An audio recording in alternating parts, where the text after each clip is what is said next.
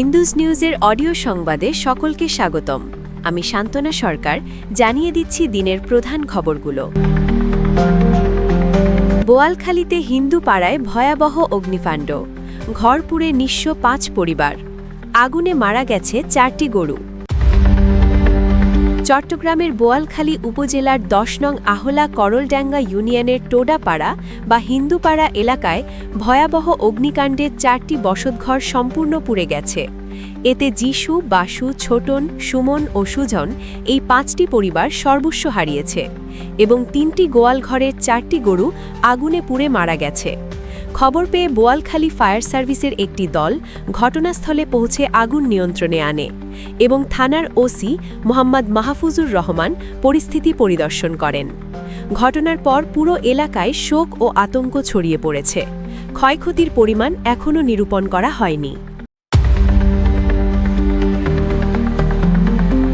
সরস্বতী পূজার দিনে ব্যাংক পরীক্ষা ও ডাকসু আয়োজনে ক্ষোভ, ধর্মীয় অনুভূতি উপেক্ষার অভিযোগ। সরস্বতী পূজার দিন ২৩ জানুয়ারি ২০২৬ তারিখে বাংলাদেশ ব্যাংকের অধীনে একযোগে ৮টি ব্যাংকের নিয়োগ পরীক্ষা নির্ধারণ করায় সনাতনী ধর্মাবলম্বী শিক্ষার্থী ও অভিভাবকদের মধ্যে তীব্র অসন্তোষ সৃষ্টি হয়েছে। একই দিনে ঢাকা বিশ্ববিদ্যালয়ের ডাকসু ও লেটস নো দ্য ওয়ার্ল্ডের উদ্যোগে জাতীয় বিজ্ঞান ও সৃজনশীল কার্নিভাল আয়োজন করায় পরিস্থিতি আরও জটিল হয়ে উঠেছে। শিক্ষার্থীরা বলছেন, জ্ঞানদেবী সরস্বতীর আরাধনার দিনে পরীক্ষা ও বিশ্ববিদ্যালয় কর্মসূচি রাখায় তারা ধর্মীয় আচার ও ভবিষ্যৎ নির্ধারণকারী পরীক্ষার মধ্যে দ্বন্দ্বে পড়েছেন। এ অবস্থায় পরীক্ষার তারিখ ও ডাকসুর ইভেন্ট পুনর্নির্ধারণের জোর দাবি জানিয়েছেন তারা।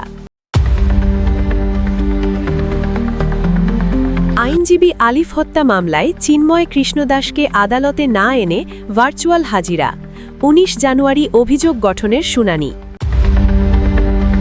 ২০২৪ সালের ২৬ নভেম্বর চট্টগ্রামে আইনজীবী সাইফুল ইসলাম আলিফকে প্রকাশ্যে কুপিয়ে ও পিটিয়ে হত্যা করা হয়, যা দেশ জুড়ে ব্যাপক আলোড়ন তোলে। এই ঘটনায় দায়ের করা মামলায় সনাতনী জাগরণ জোটের প্রক্ষবক্তা চিন্ময় কৃষ্ণদাস ব্রহ্মচারীকে প্রধান আসামি হিসাবে দেখানো হয়েছে।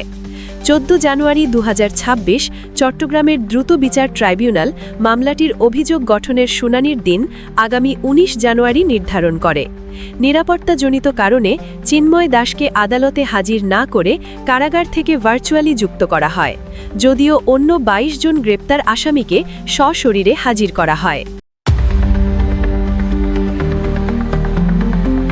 চিন্ময় কৃষ্ণদাসের মুক্তির দাবিতে যুক্তরাজ্যের হেলথ মিনিস্টারের সরব অবস্থান।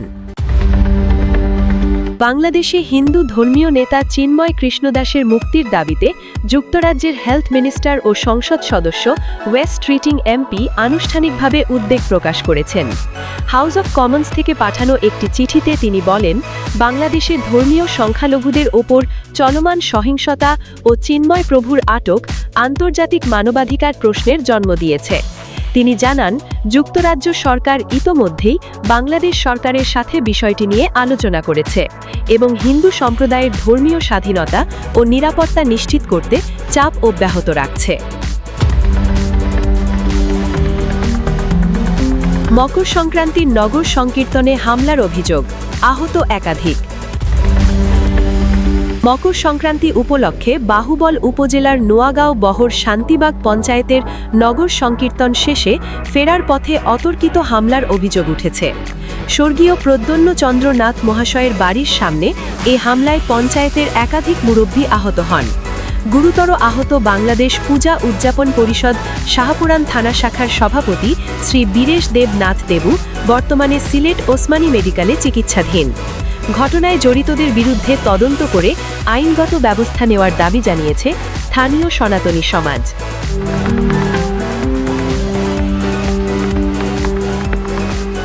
ধন্যবাদ সকলকে হিন্দুজ নিউজের সাথে থাকার জন্য। নমস্কার।